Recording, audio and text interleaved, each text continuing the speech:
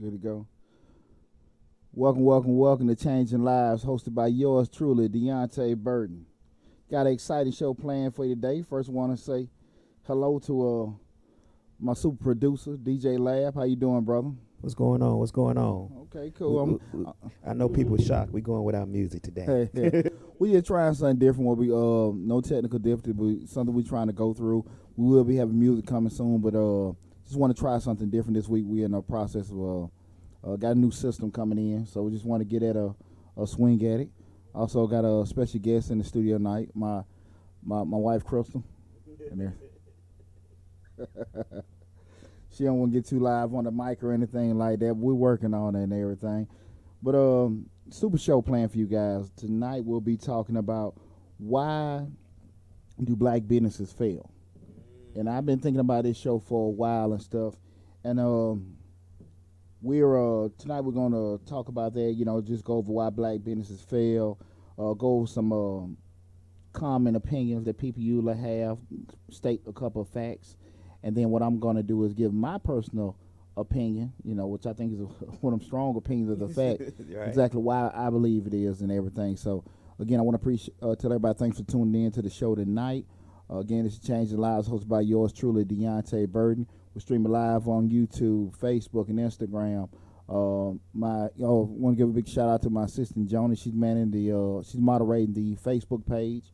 I'm here on the Instagram, and Super Producer Lab is taking care of everything on YouTube. So please be interactive with everything, with your questions and everything. We'll try to get to them as best as possible.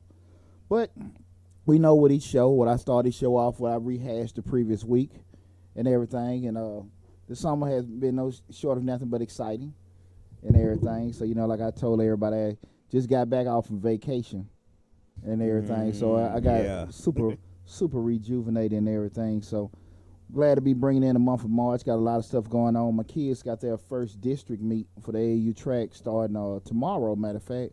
Oh. They'll be going on through the whole weekend. So okay, we'll be out in the sun and, trying to, get qualified for the regional meet and everything. So, good luck to the boys and everybody. Right. Good luck. And everything. So we're super excited about that, and I appreciate that. The mastermind class that I was that I joined in about a month ago and stuff, with the third class and stuff, man, I'm gonna tell you something, brother. I've learned so much just being in this class. And what's funny is it's like we discussed last week, a mastermind class, like a group class where you have a expert or a couple of experts that run the class and kind of give you information in regards to the subject. And I'm in a mastermind speaking class. And over the years, I've done the Toastmasters and the groups and all that kind of stuff. And this mastermind class is geared to more the business of speaking. Okay. And here's the funny thing about it, brother. 3 classes in, we've talked nothing about speaking. Nothing. Okay. Everything about how to get to the dollars. Okay. And see, that was the main reason I joined the whole group, because, man, I ain't got no problem running my mouth. You need to know how to monetize. Yeah, there you go. And what's funny about it is not even the issue of just monetizing speaking, being know how to push that brand out in terms of just the courses, books, consulting, all those other different kind of ways to get money towards you and stuff. So that's been super beneficial. And like I said, we 3 classes in, and class go 2.5 hours. Wow. We ain't said nothing about voice inflection, walking around, how to present, nothing. Everything about how to try to get that Coca-Cola money. We all want that Coca. I need it. That's generational right there. And I'm at, it's not that it changes anything, because I'm always going to be the one out here volunteering, doing all kind of community service, talking to the schools. That ain't going to change. But again, it's time for you to get paid on this and everything. So, that's it's been going great, man. Like I said, learned a lot with that. Also, you guys know I'm accounted by profession. I'm owner of Majestic Business Services. We're at the middle of the year, and I want to just tell everybody, even we're going tonight's show, now is the perfect time to start your own business. I'm my company, Majestic Business Services, and I'll be giving information about the company, throughout the show. But we're a one-stop shop for all businesses. We do tax prep, payroll, accounting, business creations, consulting, startup services, and everything. So I just want everybody to know this is the perfect time, to start it. You halfway in a year, you got enough time to kind of start everything up, start getting your planning together for 2020, or even, go into that last quarter of the year. So please, look our company up, Majestic Business Services. We're on the web at www.majesticbiz.com. Our number is 678-479-4007.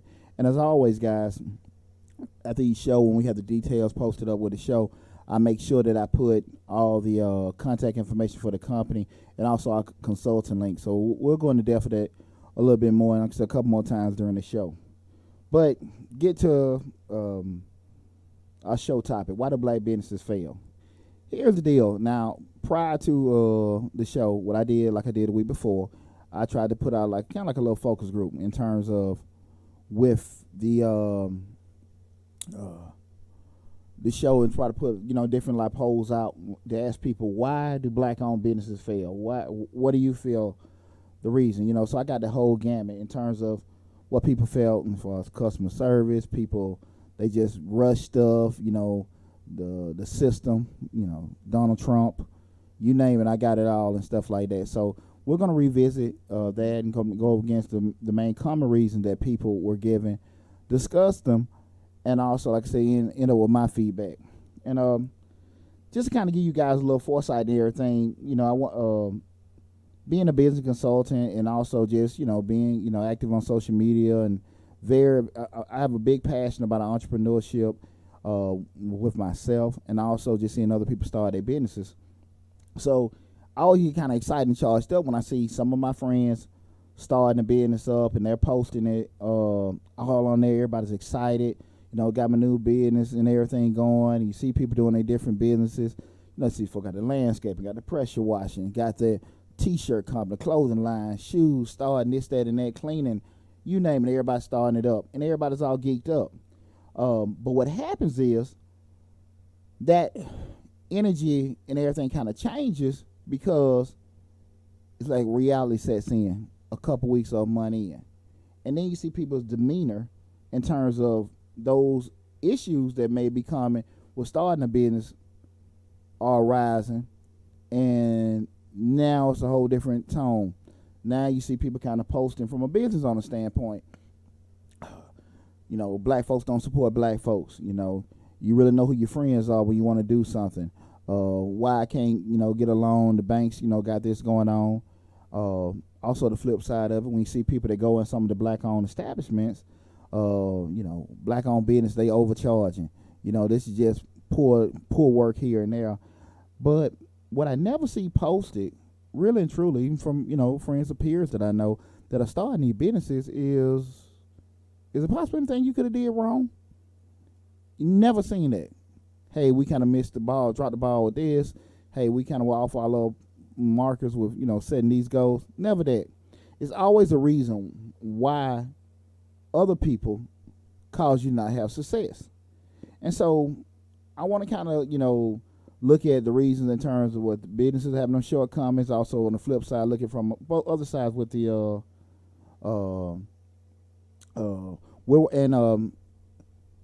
I'm looking right. I'm hearing that we're working on the sound with Facebook as we speak. So we're coming in, so it should be good to go with that and everything. But we're in the process of working that. So if anybody's having any issues hearing anything, I apologize. We're working on it. Should be corrected any second now and everything. But with the back to the story in terms of people getting ready to start those businesses up, we want to kind of, as I always help everybody do that self-assessment to kind of see where you're going with everything, things you're doing right, things you're doing wrong, but also mainly address why, black businesses fail. Okay, to just start everything off, typically, what are the common reasons why black-owned businesses fail? Okay, typically everybody's saying 3 reasons. Okay, what else say? Maybe customer service, no support from the community, and the other one is quality of work. Then I know you guys heard it all, because that's pretty much what I was getting in as far as feedback. Just like I said, just community not supporting it, we let our businesses fail, that quality of work and everything, and also, like I said, that bad customer service. We're going to discuss all 3 of those, but I'm also going to give my opinion what I think affects that, and I'm going to come from the perspective of being an accountant, 20 years of experience in the financial services industry, and I'm going to debunk all 3 of those myths. Okay, I'm going to give the reason why I was told why those were the cases, give my rebuttals, and give my reason why I really think black-owned businesses fail. Because as a consultant, I see so many different businesses start. And I'm very versed with a lot of different industries. So I think I come from a different vantage point where I'm not speaking in terms of emotions or necessarily opinions. I actually see these things because I'm, just with the trends of how businesses goes and just knowing other industries. Okay, to start everything off, we're looking at in terms of the no support from the community. And when we first think about no support from the community here, like, black businesses, the family, friends, your neighborhood, they're not doing it. First, before we go in there, I think we first need to define what community is. Okay? So when we're looking at the definition of community, what is that? Is that where you live? Is that mainly where black folks are? What are we looking at in terms of community? And I think that's what, just puts a big gray area on everything, because we're everywhere. We're in all black communities. We may be the only one in the all white community. We may be mixed. And even with being mixed, there can be mixed black and white, black and Hispanic. It doesn't matter.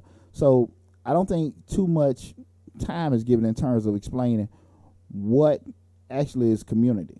Okay? So just for explanation purpose, we're going to look at it. Let's just say we're talking about an all black community. You're in Wakanda. And everybody around you is black and everything. We're looking at in terms of that. Okay? And this is how I feel. Psychologically, we're always going to support our own.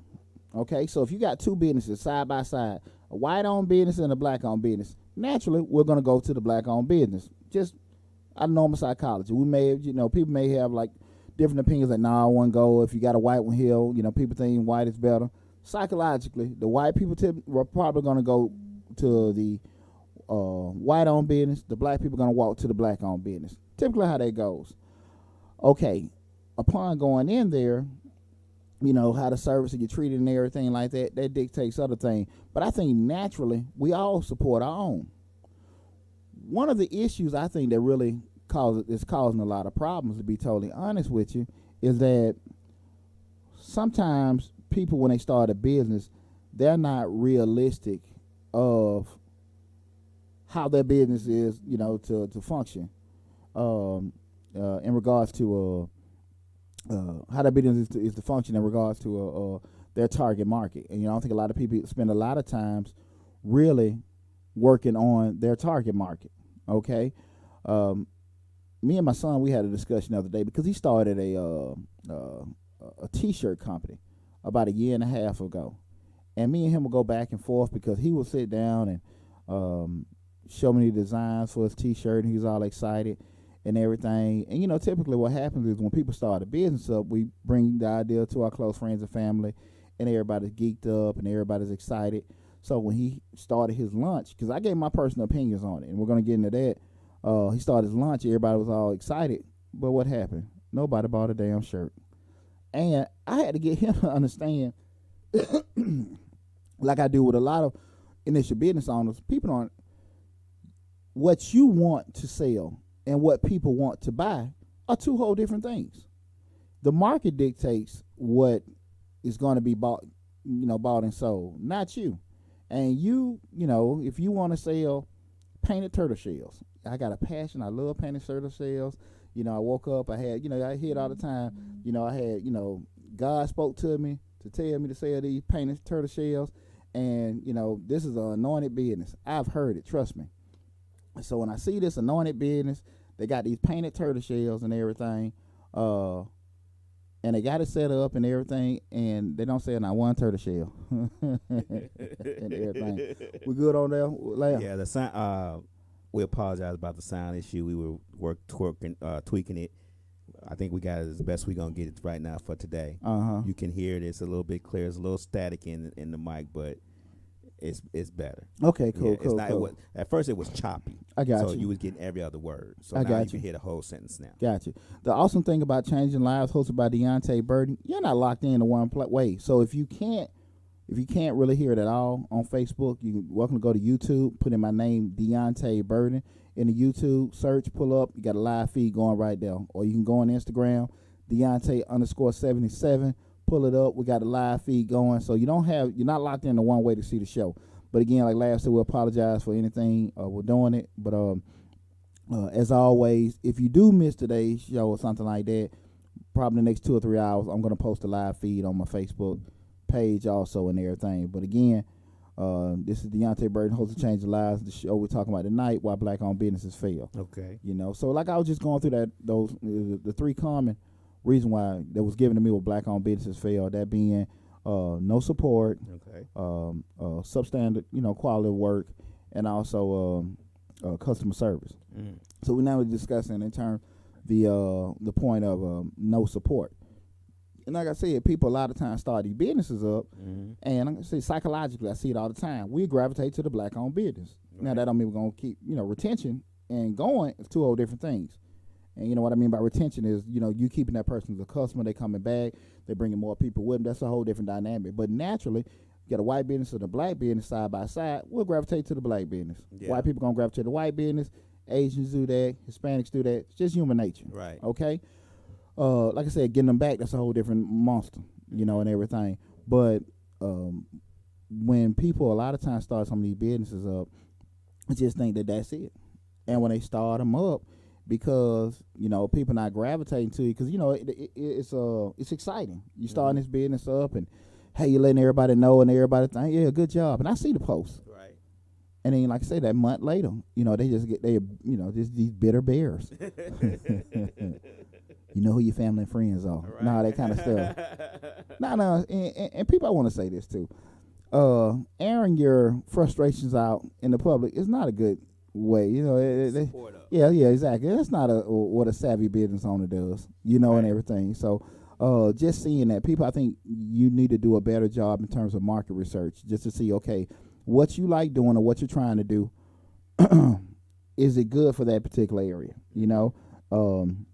Again, and I think that's the one of the biggest problems was support. The support is there, but the support for what you're trying to do, man, because they might not necessarily want it. Yeah, and what we talked about last week, Deonte, we were saying that just because you open a chicken shack and you got 12 chickens, you got the best chicken. You think it might be 15 other chicken shacks in that same area. So the support you looking for from the community has to spread that support among 15 other different chicken shacks, because you didn't do your due diligence. You lived in the area and you said, well, I got better chicken than that person. That don't mean nothing. You have to see what that person doing, how their business is going, what's going on with their business. If they about to close in 2 weeks, just because you got the best chicken don't mean that chicken gonna sell in that neighborhood, because 15 other people got the best chicken as well. Yeah, absolutely. I had a little accident.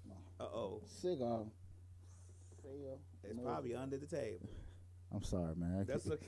It's not lit, is it? Yeah, it was just anything like that. I need it. We gotta find that. Okay. We don't want us to be burned down. I can't see it right now. Okay. Hold on. Let me. Oh yeah. No, I get on. It wasn't lit. It was just on the side now. I don't know if you're gonna be able to see it from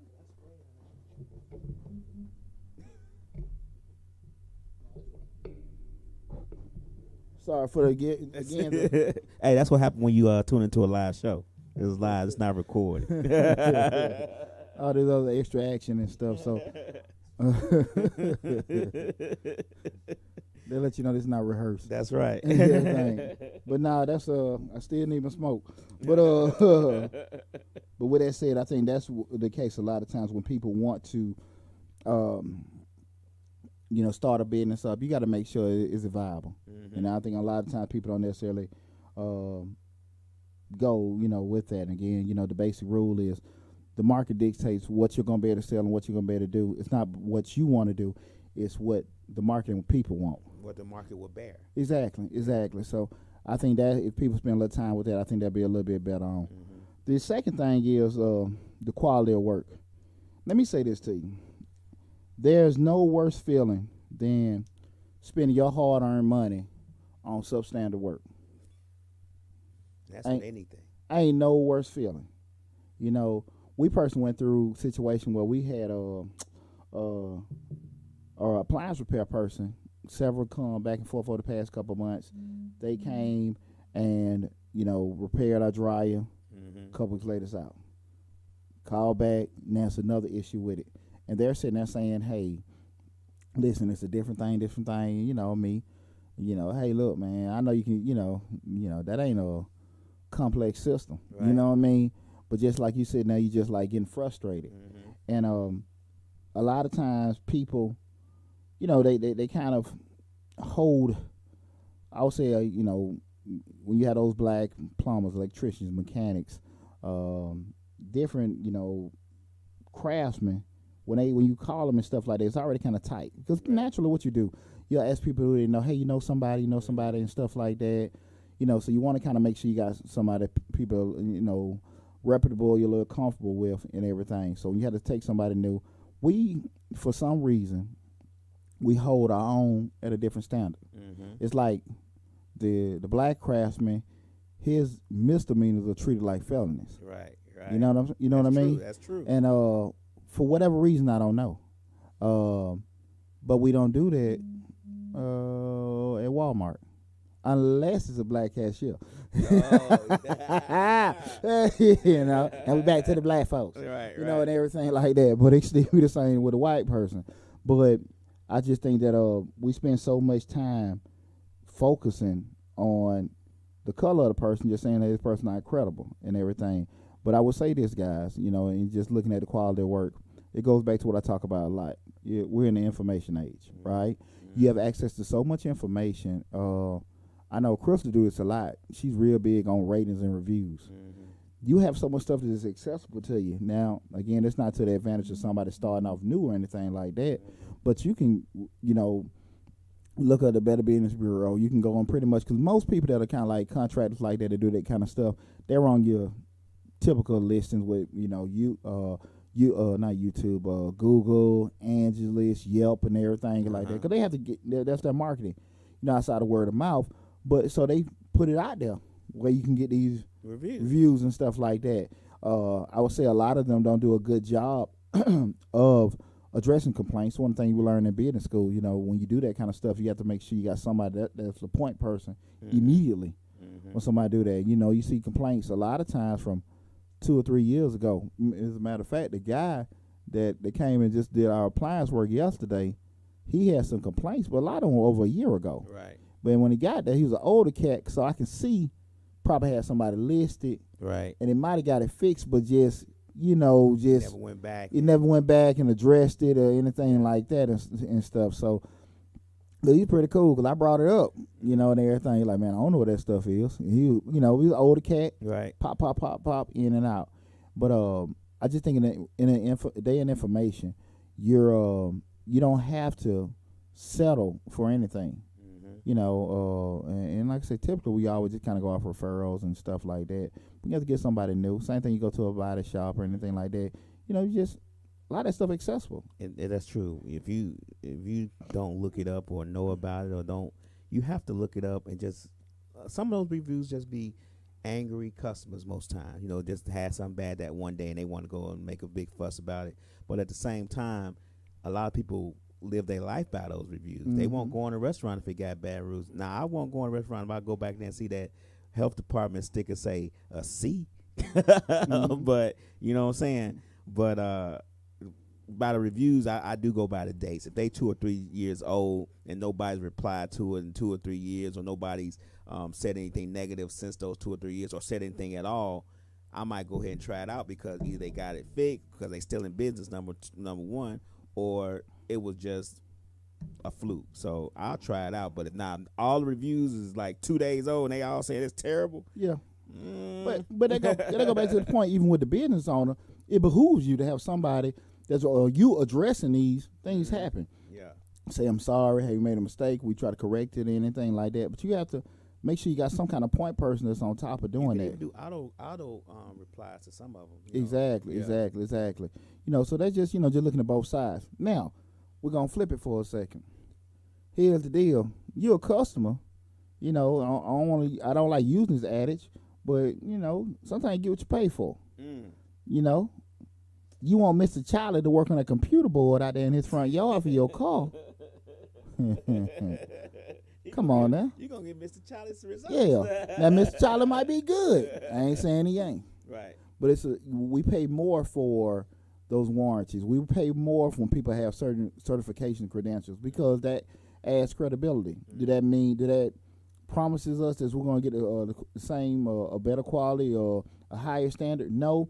But that's a differentiation between the two. That's my SAT word. About to bust my head open trying to say it. Got me stuttering and stuff. But you know how people differentiate themselves from different businesses, knowing, okay, look, we're such and such certified. We're listed on this and listed on that.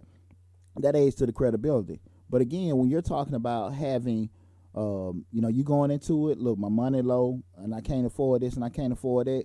You gotta kind of be realistic when you go to the money low or the cheapest person. Hey, you gotta be real about some stuff. Like I say again, that's not. I don't want to say that's a barometer or a measuring stick because you got the cheapest person, but I am saying you have to be realistic. How you seek out certain things. Goes back to we're looking at. With those reviews and ratings and stuff, you actually can, find out. A lot of them have. They have like the additional dollar signs sometimes. If this person, how much they cost, just like with the restaurants and stuff. Yeah. Kind of give you an idea. You have your ratings 2, 3, 4, 5 star. Just like you might have a couple of dollar signs, let you know this place is a little bit more pricier. You know what I mean? Right. So you can't always go into a situation as a customer looking for. Hey, I got to pay the cheapest and affordable. Affordable is a very general word, and everything like that. So you got to kind of be, and as we go through life and we progress and stuff like that, our taste change with our income. That's true. And everything. Affordable is based on the income. Exactly. What's affordable to your income and your bank bank account. There you go. So your accessibility to different things it evolves and changes and stuff like that. You may like it, some things, kind of like, when you're younger, you might have to settle for the Motel 6. Right. But now, you hit your 40s and 50s, and that back talking to you a little loud in that pocketbook. I gotta walk. Mattress. Exactly. You don't really, you can't just, sit on the bed and fall to the floor like you did back when you were younger and stuff like that. So, people just be, from a consumer standpoint, take that in consideration, again, because that's one of the things a lot of times we look at it, certain things are substandard, but everything like that. But if you got a skilled craftsman and everything like that, you got to kind of be, look, you're going to pay more. If you want somebody up and coming or work with you or kind of just, that's how it is. Yeah, you pay more for somebody who has skill in the game. But on the opposite side of that, just because it costs more doesn't mean it's going to be better either. Sometimes you can get things that cost more and it'd be crap. So absolutely, it's kind of like a two-edged sword. It might be affordable and work great, but it may be more expensive and you can't get it to turn on. So gotcha. You have to watch on both ends on that. That goes back to what I was talking about in terms of just with the information age and having that information accessible to you. You can pull it up. Again, this is Deonte Burden. Our show is Change Your Lives. Make sure you go check us out on Facebook and Instagram, and also streaming on the YouTube channel, Change Your Lives, hosted by Deonte Burden. Make sure you like, share, and subscribe to all the videos we have. The third reason, not good customer service. Now, here's the deal. When I hear people say a lot of times, these black businesses don't have customer service, they don't know how to talk to you, they don't know how to act and stuff like that. Let me say this. Bad customer service everywhere. It ain't black or white. And everything. I mean, we can go into Denny's, Waffle House, white, it goes something. I'm just thinking about Han's Chinese food, which is just about to say that. Everybody from the West Side, that's an institution over there, Bankhead, right there, Bankhead and Jackson Parkway. Man, when I say They don't give you. They Man. don't even look at you in your eye when they Man. snatch your money from you. and not and you talking And about they don't take credit card. and you got Negroes in there all day Day and long. night and everything and everything. So we start looking at bad customer service. What it is, a lot of times people just, if you had a bad experience right then and there and you just want to vent. Now, with that said, I think bad customer service pretty much is based on your tolerance level. Reason why I say that is I look at Hans. If you like it, you'll put up with a lot of shit. Right. Like, okay, this, that, and that. What was the place downtown the lady sold the ghetto burgers? Yeah, she cussing in there and everything. I was culture shocked when I first went in because I was standing there waiting to order. She said, "Are you ordering?" I said, "No, I was." Rika had ordered for me. She said, "Well, you got to stand outside." Well, I'm paying money. No, you got to stand outside. I got to stand out on the other side of the door and wait for my food. So yeah. Hell yeah, you gotta stand outside. That's the answer you get. Not you but gotta stand people loved it. Yeah, exactly. So you sitting there looking like, okay, but if people put up with different stuff. Now if you sit down saying you had a bad experience in the place you really don't have to go, you're a little less tolerant. Right. And say this, that, and that. But if it's something you like, you really don't care. You think about it, but it's just that risk reward factor and everything. It go back to what I initially said. With blacks, again, our misdemeanors are treated like felonies with each other. Right. We just like to, because the first day they noticed it. And the same thing, if you go into a white restaurant, that white folk, they so racist, this, that, and that. I mean, they just them. Again, now you got to make the decision. Do I like the product or service that's in that restaurant or that establishment, whatever they're doing? Does it outweigh me putting up with that BS? And everything. And I'm going to say this. A lot of times the customer service that you're getting, you don't know what that person is going through on that day. Sometimes you can't go on just that one encounter and say that it was bad customer service for the whole establishment because that person represent that establishment at that time. Grandma might pass away, boyfriend might have left, girlfriend might have left, might be getting divorced, lights might just got cut off. Anything could happen on that day, and then tomorrow you come in and they're the most pleasant person in the world because they've gotten whatever issue that they were going through. They resolved it. So sometimes customer service, you get bad customer service depending on the person and the day. Even though customer's always right and you're supposed to always get good customer service, sometimes life will outweigh that customer service. And that goes back to management and ownership. If you don't treat your employees like real people and don't recognize that this person may be having an issue before you put them up at the counter, they can go work. They can go work Friday. They can go sweep the floor. They can go take out trash. Whatever the go work on the computer in the back. Whatever the establishment business is, instead of putting that person who's having an issue that day at the front counter, represent being the first person that people see when they walk in. Absolutely, you have to notice those things and say, hey.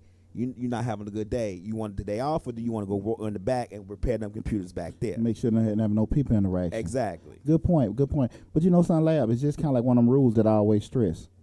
This going from speaking towards the business owner. The customer isn't always right, but the customer is always what paying you, and you can't lose sight of that. Right. And you got to sit here and say, now I ain't sitting there saying that you have to get abused and all kind of stuff because of that. But with that said, also, you can't lose foresight of that and everything. So, you got a great, excellent point. If a person has issues or something like that, you may need to rotate them to the back or another thing where they are not necessarily interacting with people. Do that. That's and everything. That's running a business. Absolutely. So that's just one of the things I just want, from a customer service standpoint, we look at it. I think that, even with business owners too, to add to that, and we're going to get into that in a second, may want to kind of evaluate, how your people interact with folks and stuff like that, or evaluate how you train your people to interact with people and everything, because that could be an issue too. Right. So that's going to go into the next phase of what we're talking about in the show. I'm going to give you my analysis why. Now, again, before we go into it, I want to state again, I'm Deonte Burden. My show is here, Changing Lives and everything. I know we start with a little bumpy with Facebook, so welcome everybody on Facebook and everything. We're streaming on Facebook, Instagram, and YouTube. Make sure, guys, and listen, the show has grown. What's the word? Expeditiously. Leaps and bounds. Is that shit in the dictionary? Expeditiously. It is. It means fast beyond belief. Man, you know what's funny? I tell my kids today, 'cause we fill out like a little scholarship application or a program application for one of my sons. I said one of the biggest things you learn in business school is what? Say the most with the least. Right. And he was just writing all these big words and stuff. I said, son, look here. If you can cut a 5-sentence paragraph down to 2 sentences to get your message across, that's what you want. 'Cause people want, people short on time. They ain't got time to read all that. So I hear these big old words. I be like, okay, just say fast, and everything. But we extra. Yeah, we extra and everything. So, but please make sure you like, share, and subscribe to the YouTube channel. And thanks so much for all the support. So now we're finna get into what I feel are my reasons why a lot of black-owned businesses fail. And again, I base a lot of this on, I'm an accountant by profession. I've owned a business service firm for over 17 years. And I go through a lot in terms of, from a consulting standpoint. I have a very vast knowledge on business systems, different industries, and everything, especially, with security, transportation, some of the public health and everything, just construction, a lot. And I can see what highs and lows, what to look for, what not to look for, what to spend time on, what not to spend time on. So, I come from a different vantage point. But the number one thing, and I got several, the number one thing that hurts business owners, they're just not versed with the basic business concepts. Now, before we start, I want people to look at this. Think about this. When you start talking about the business owner, I got somebody, I'm responding to your post in 1 second. When we start talking about just, basic, a business owner, a CEO, the boss, manager, whatever you want to call it, the biggest difference between that, when you look at the actual employee, I appreciate it. Thanks a lot. When you look at the basic employee and the owner, the difference is the employee knows a lot about their job. The owner, CEOs know a little bit about a whole lot of stuff. I say that to say that a lot of times people start their businesses because they still have the employee mentality. They want to own, but they have the employee mentality. They know a lot about one thing. You dig what I'm saying? And when people don't spend that time, when I say those basic business concepts, this is where the problem starts. Okay, so you're not versed with some they are, some they aren't. But for the most part, a lot of these are lacking in terms of management, accounting, finance, marketing, advertising. Totally lost on a lot of them. And unfortunately, there's no time spent trying to acquire it. And, people just don't value or see the importance of it. What's the problem? You ever notice a lot of times people have issues seeing stuff. And they'll, and they'll go around a lot of time, eye blur, I can't see this, that, and that. They'll never take the time to do what? Go get some damn glasses. They'll go on forever just saying, shit, I can't see this, that, whatever, this, that, and that. But shit, go get you some glasses. You know what I'm saying? And a lot of times, I really appreciate that. A lot of times when people do that, they just never want to correct it, and it's used as a crutch or a bumper, so they really don't have to do what? Be accountable for it. And it's what we talk about a lot on here, is just having that accountability, especially you the owner. You know what I mean? And those concepts, the advertising, the marketing, the management, crucial things. And again, there's no excuse for ignorance, because in the information age, we can do what? YouTube, Google, hire professional people. But not knowing those basic business concepts is what's killing black businesses. We know stuff. We know how to do the landscaping, but we don't know how to market our business. We don't know how to analyze how many people we need to have on the clock. We don't know how to forecast how many jobs we need to have. We know how to clean a house inside out, have it sparkling, put Mr. Clean to shine. But to shame, rather. I'm talking about, but when you ask them to say, okay, look, how much you gonna get per job? You start adding in all the costs and how much you gonna net afterwards? Nothing. Going to these restaurants, I hear them all the time. They calling me, we're looking to start this. When we talking about the fried chicken, they selling chicken, line outside the door. One thing I always tell my sons, because they're the age now, my older son started his business and the other two kind of getting in. My rule is always don't get traffic confused with profits. Exactly. You know, you see these businesses with the line outside the door, they doing good. You really don't know. Because rent killing them. The cost for food is killing them. You know, utilities is killing them. You know, and everything like that. So, there you go. Number one expense with business, payroll. Insurance. There you go. And, I mean, they staying open. But, you know, just as far as, you know, the profit and being removed, not doing it. And that's where it comes. A lot of times you don't want to hire a guy like me to go through it. You know, I'm the real bar rescue guy, and, you know, just to be able to do it. Second, you know, we don't want to invest in human capital.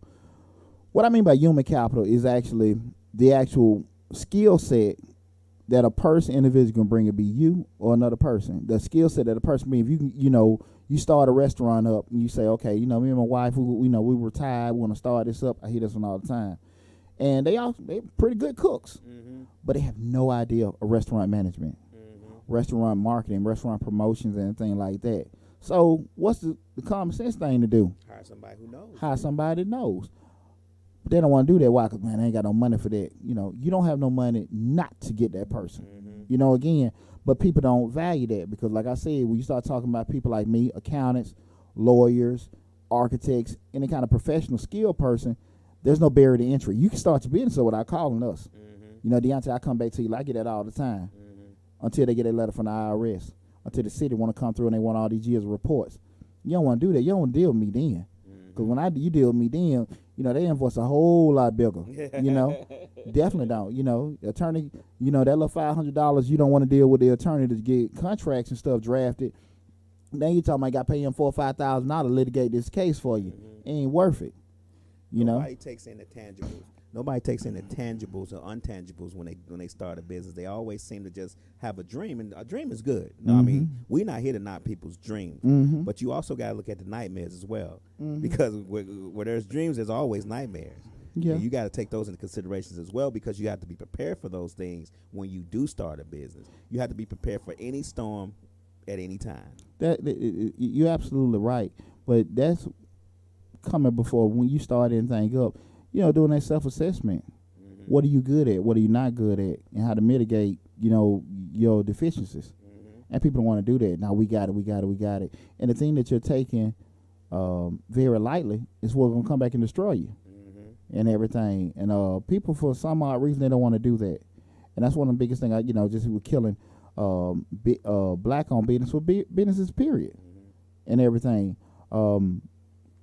That human capital is very, very important to talk about because, again, not necessarily hiring the right people, but just what? Investing in yourself. Yeah. You know, you got Atlanta Metropolitan College, you got Gwinnett, a lot of JUCOs around here. You can just get your little associate's degree. You go online courses. Exactly. It's so accessible. Like me, I do an online course to get the audio and the DBCs right and all that stuff on this thing, because I don't really, of course I've been DJing forever, but that don't apply. You get what I'm saying? So absolutely, you have to take those little online courses to learn those things in order to make sure that you are giving out the best product you possibly can.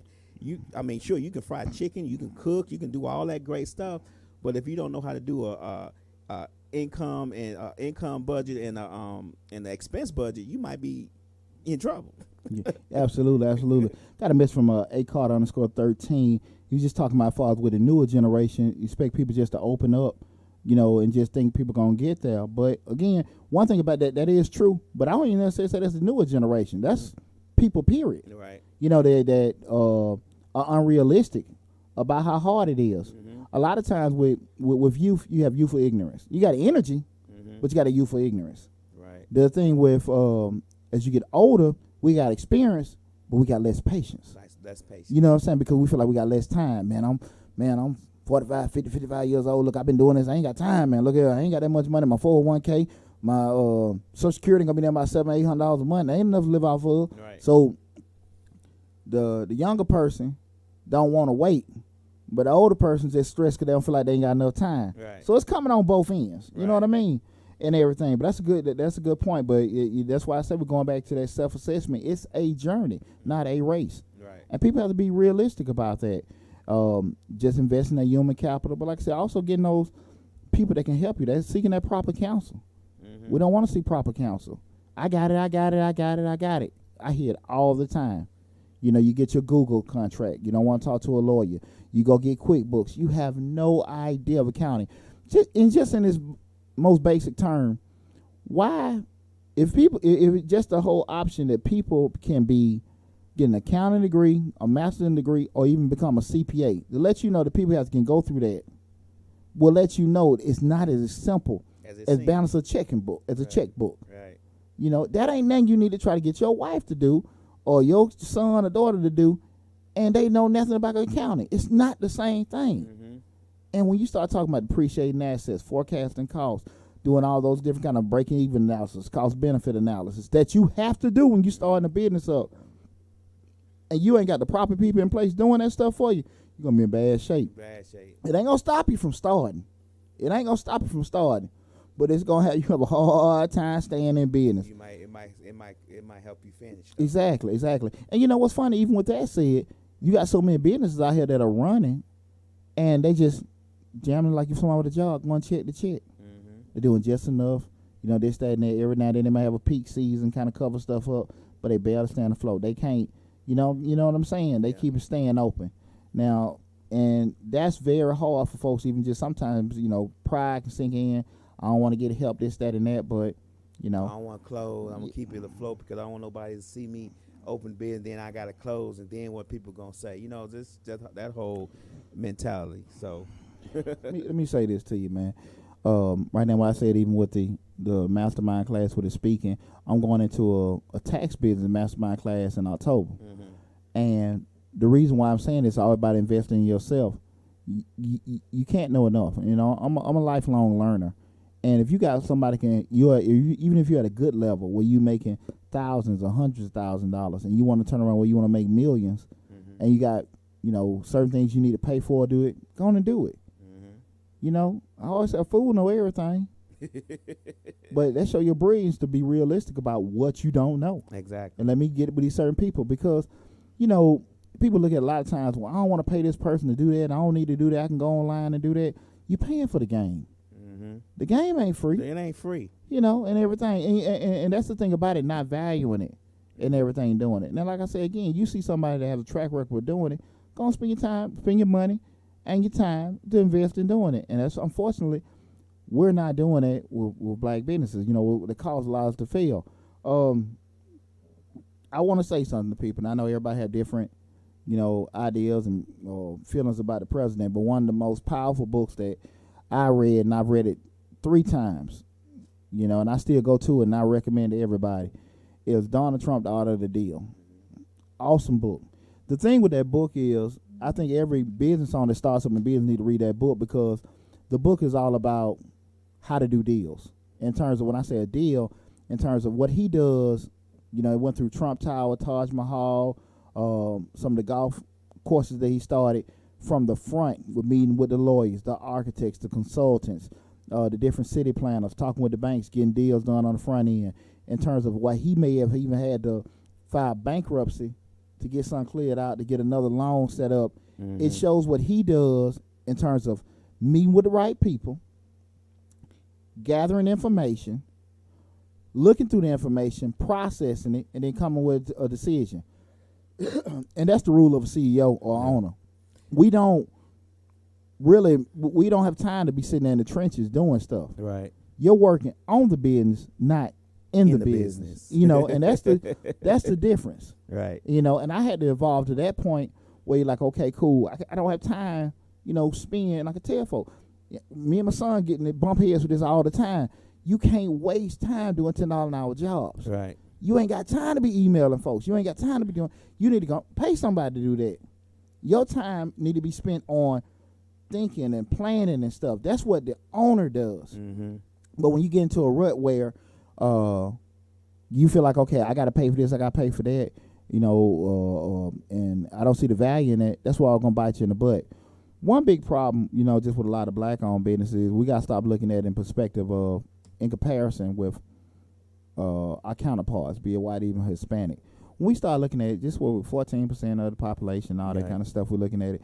You know, so you're talking about maybe for, you know, one of ours is 8 or 10 of theirs, maybe more than that. Right. So you can't look at it the same as, you know, in regards to what they got. Right. We know the race ain't fair or whatever, but like we talked about in the previous show, spend less time focusing on what you ain't got and focus more on what you do have.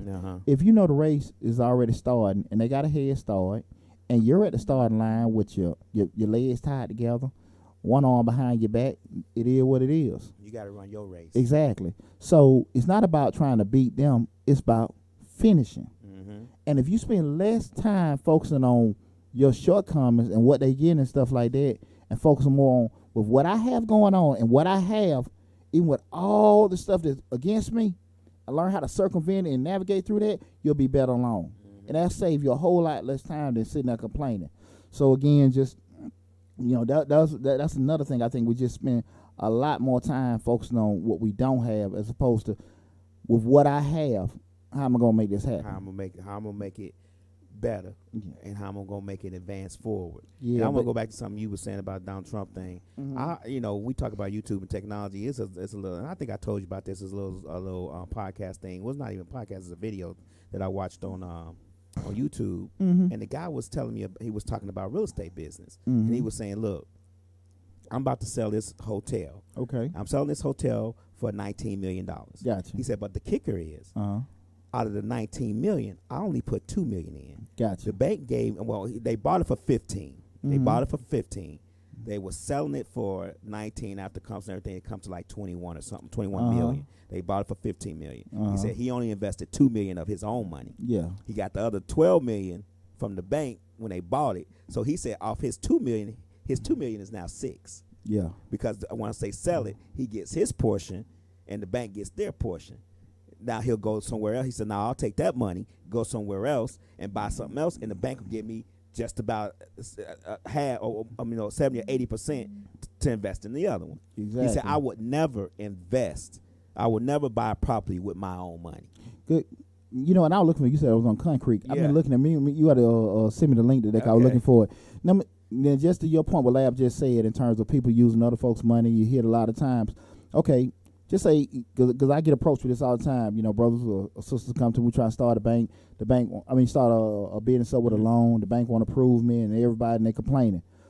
The issue, this is what you guys got to understand. We talked about this a couple shows back in terms of why was black-owned banks, are they needed or not? When you go to a situation, and the bank said, "Look, your credit score is this. We can't do this, for...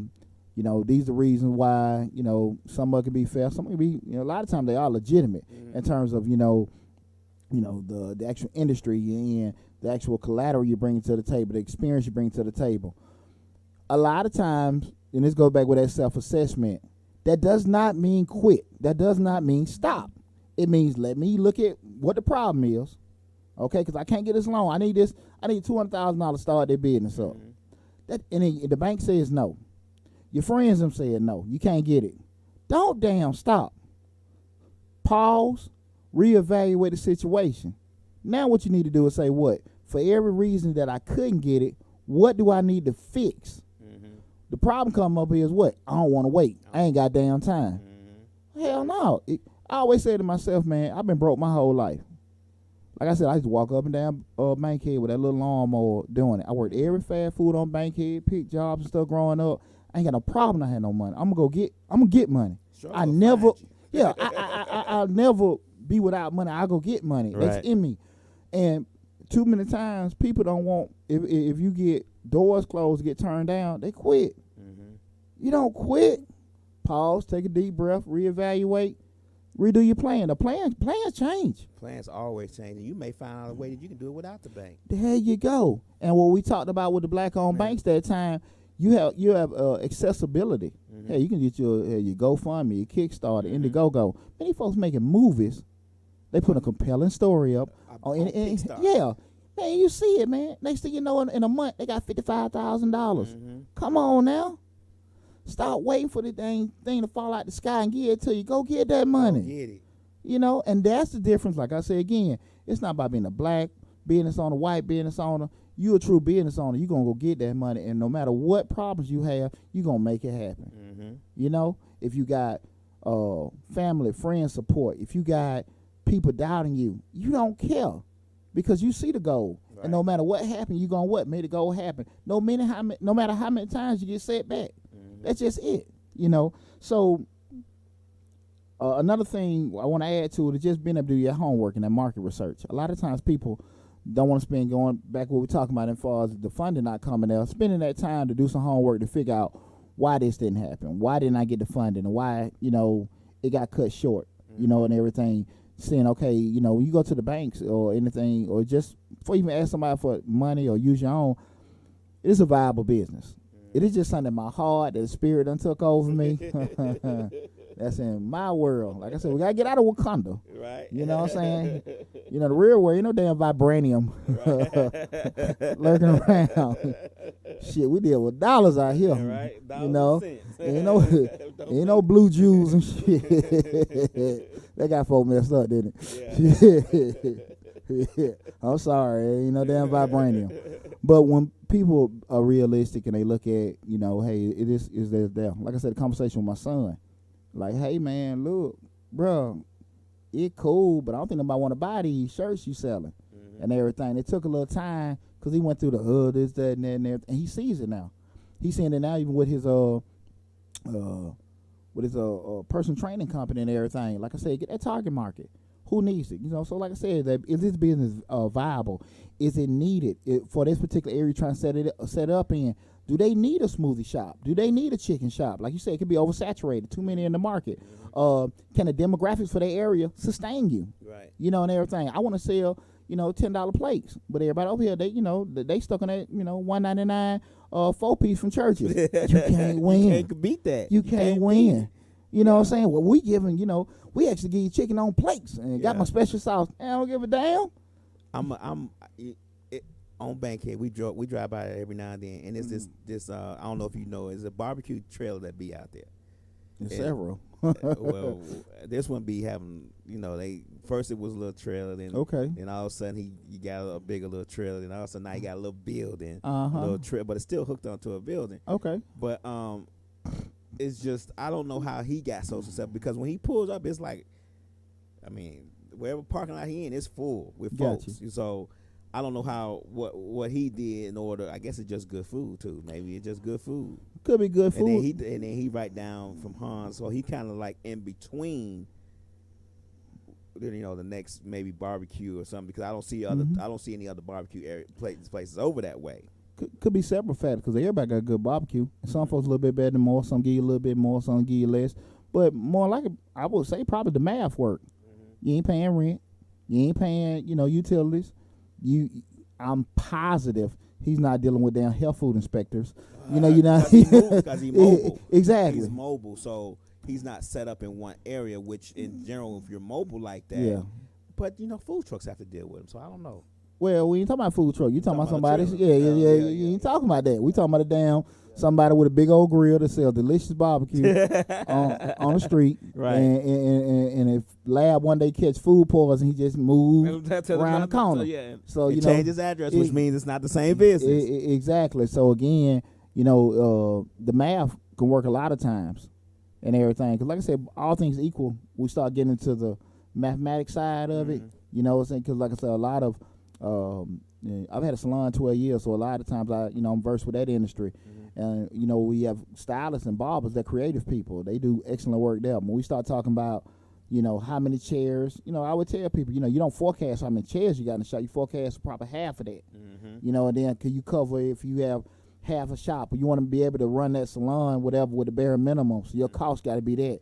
But if you go in there with a high rent, all the bells and whistles, angels spitting water out of the air, you know, they got the wet bar, you know the ladies like it. They like, you know, there you go. All that stuff that you're never going to get money from, it's not going to last. Right. But they don't think about that. They just want the aesthetics. Right. But aesthetics ain't, you know, they can bring the money in and stuff like that.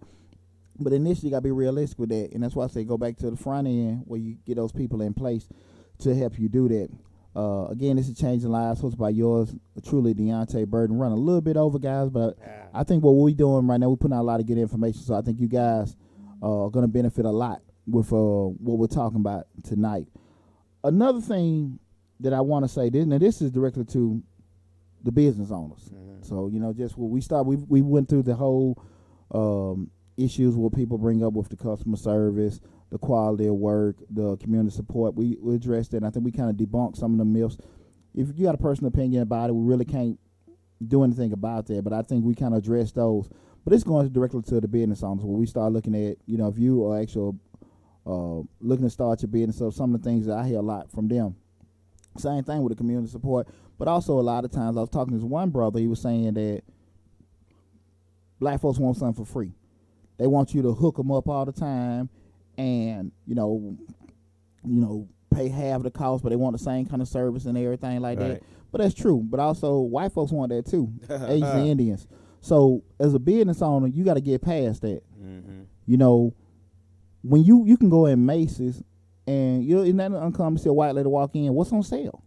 What do y'all got? Y'all don't have this, that, and that and everything. So if you're actually a business owner and people ask you for that, you can't take that personal. And what you spend, go back, like I said again, spend less time on trying to figure out what you don't have and figure out more time what you do have. So if you're a business owner and you got quality work, look, I know my value. Listen, the furniture I'm making, look, this high end. Right. Handcrafted. Exactly. Made in Italy. Exactly. And you trying to sell it on a Walmart level or to Walmart customers, that's your damn fault.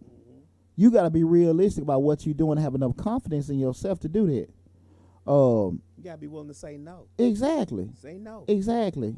Say no and spend time to try to get around the people that will pay for your product. Exactly. And that's the problem where a lot of times you go back to the marketing, the market analysis, strategy planning and all that kind of stuff, looking at your costs and stuff. A lot of times people don't want to do that. For a business owner, they just want to open up, say we open, what's up? Money flow. Nah. Ain't going to happen and everything. So I will say this, if you know that you're, and I didn't start making the money that I'm making now until I had to come to that conclusion. Because I started off as a cheap tax man, doing that because, you want to start off and everything like that. And I think I was realistic where I started and everything because I knew a lot less learning. But I ain't a cheap tax man now. Exactly. And I'm not even going to have them conversations with you and everything like that because I stand behind my work. I'm reputable. I've been in the same location 11 years. You got to be willing to say no and lose that business in order to keep your standards as where you have them because you worked hard to get to where you are. Yeah, because you're gonna lose money dealing with somebody that's you ain't getting paid what you want to get paid, and you dealing with them, and their complaints gonna be just the same as the person that's paying your regular prices. So, like I said, you hit on the head, brother. You gotta be able to say no and everything. So, as a business owner, you gotta be realistic with, stop too many business on thin skin. Well, they don't want to do this and they don't want to do that. It ain't going to happen. And also to that point, as a business owner, you got to get out of the mentality of just say, hey, I'm so stuck on getting black support. At the end of the day, I'm marketing. I got this business in my community. That's fine. But at the end of the day, you still got to be concentrating on what? Green. If like I said again, your business can't survive in a certain area, it just won't. It won't. But if you sit now, you got an online business and stuff like that you selling universal products to, you got to be able to market universally. Now, if it's for a certain demographic, whatever.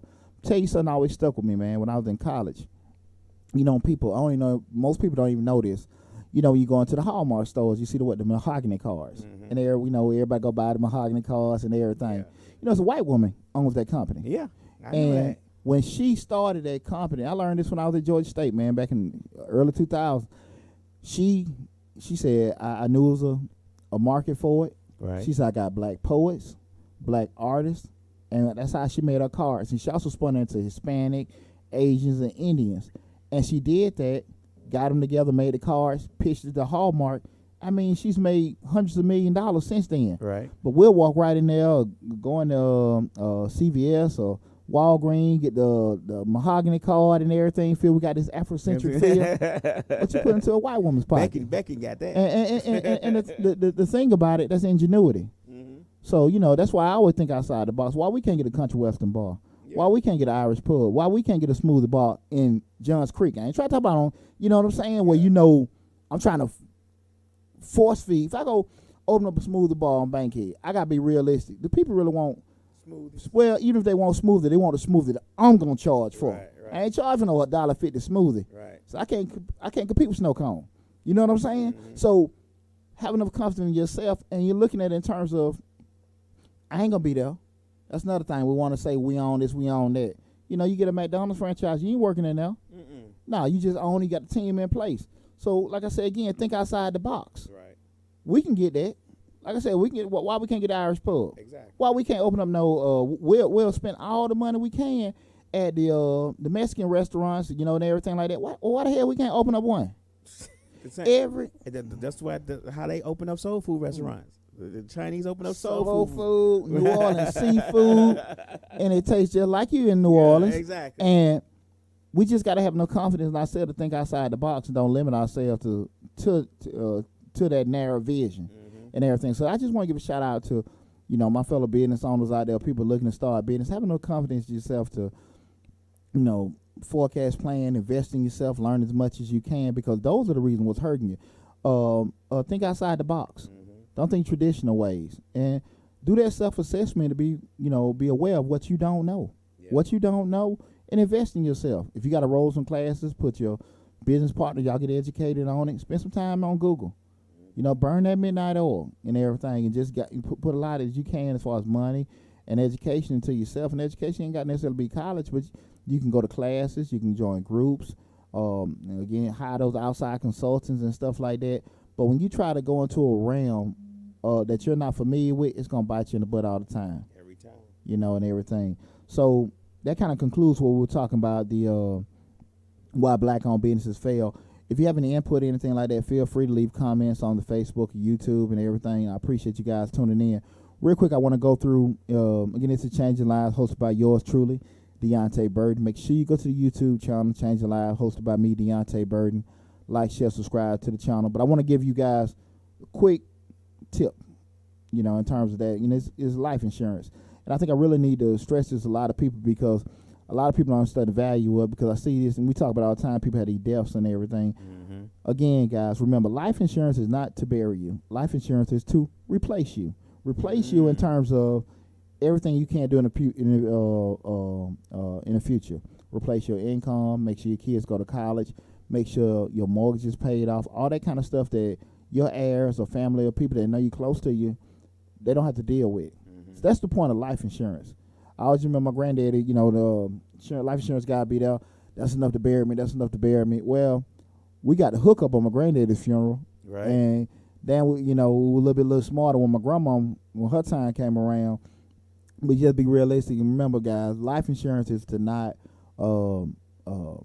bury you. It's to replace you. And all the future things you can do. Like I said, if you're making that $50,000, $70,000, $80,000, $100,000 a year, we want to cover that for a couple years. You know, you got some little kids and stuff like that, grandkids, you want to make sure they set for college. We want to take care of that.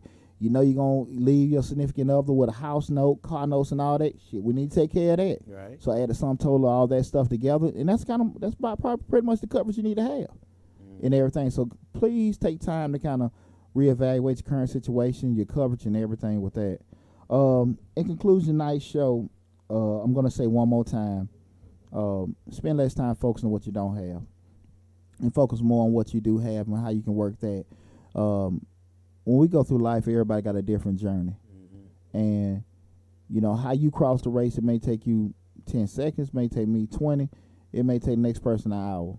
You know, you look at the Paralympics. It's all about finishing.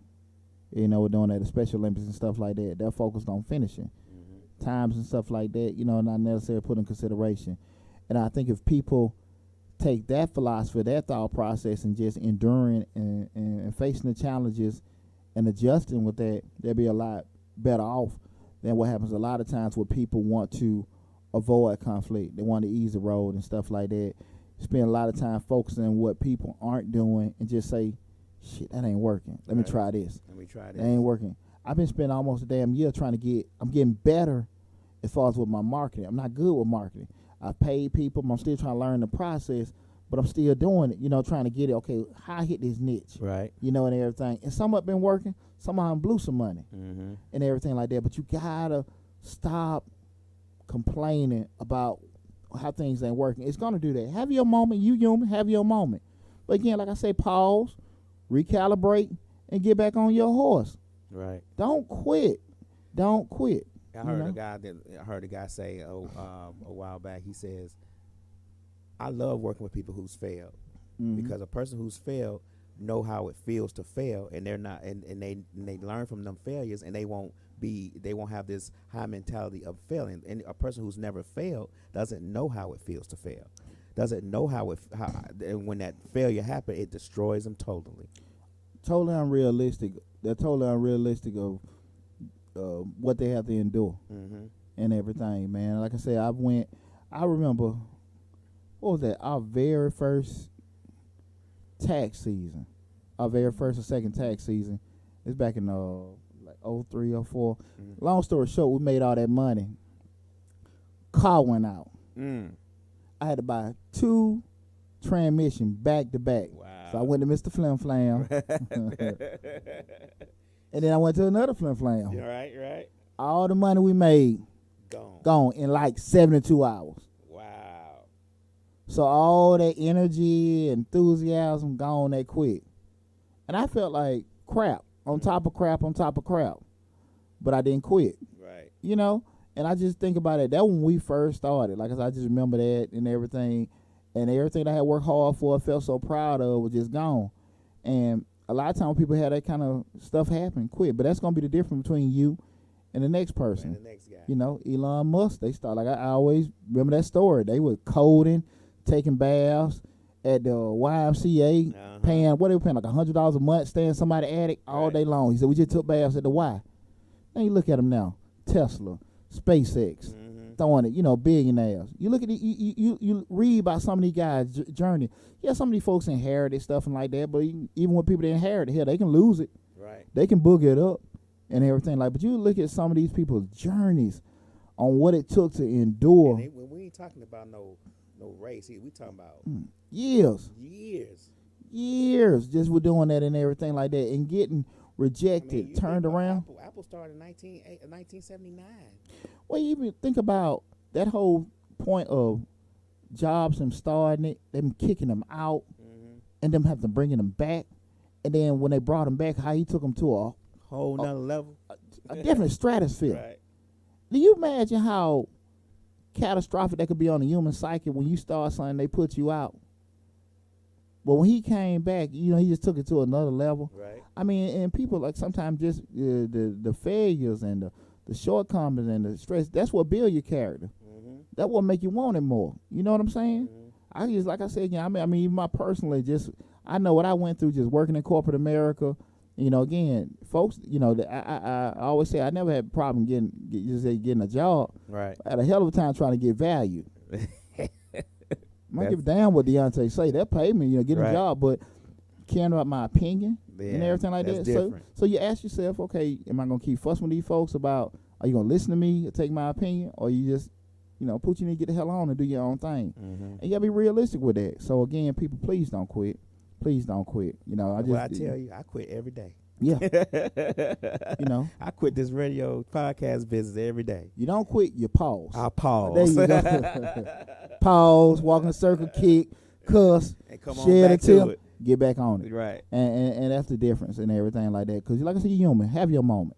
Have your moment and everything like that. Because the entrepreneurship, boy, it's a lonely, lonely, lonely road. Yeah. When it's good, it's good. But when it's bad, it's bad. And you got to be able to just fight through all that. So, again, everybody, I appreciate all you guys tuning in. Again, I will, as I stated earlier in the beginning of the show, in regards to this is the perfect time to start your businesses. I want you guys to make sure you go to the website, Majestic Business Services. That's www.majesticbiz.com. We reached at 678-479-4007. But as always, the links to the website, and a consultant booking link will be on each video to take you to our website and everything. Also, the DeonteBurden.com website was just launched. We're still doing some revisions to the site and everything. I want to promote it too much, but you guys can look at it. We got everything as far as some of the booking info. Also, some of the stuff from the show, and also, I got the Change Your Lives clothing line. But it's all a couple T-shirts, guys, and everything. I don't want to get to we got everything solid, so I start promoting it. But everything is there at DeonteBurden.com. So you get a chance, check it out. You got any feedback or comments for it, let me know. But the site is live. But most importantly, guys, listen, I really appreciate all the support you guys have been giving me. I appreciate you tuning in to tonight's show. Super appreciative of everything. Me and my family, going through a lot in terms of getting everything off the ground and stuff like that. And we've made a lot of strides since November with doing that. And I know personally and professionally with me doing this, to speaking and the business and stuff, you guys have been very pivotal in us being able to grow and expand a lot of stuff. So from the bottom of my heart, I want to thank all you guys for all the love and support you give me. Hope you appreciate and like the show we had tonight. But again, go to the YouTube channel, like, share, and subscribe to it. Thanks again. I'll see you guys next week. Got another awesome show ready for you next week. So take care. Love you guys, and see you then.